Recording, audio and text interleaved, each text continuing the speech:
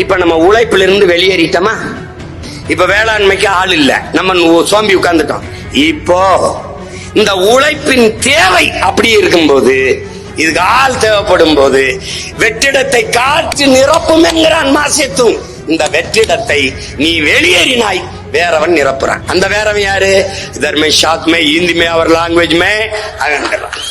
கல்கத்தால இருந்து இங்க தமிழ்நாடு பத்ராக்கு ஊர் தமிழ்நாடு இங்க வந்திருக்கு. நம்ம வருஷ நடுவுக்கு வந்திருக்கு. இங்கே வந்து ஆள் இல்லைன்னுக்காக நமக்கு கூப்பிட்றாங்க. கூப்பிட்டு நான் வந்து ஒரு 200 பேர் கூப்பிட்டு வந்து இங்கே வருஷ நடுவு நட்டுட்டு இருக்காங்க. நம்ம இங்கே தங்கி வேலை பார்க்குறேன்.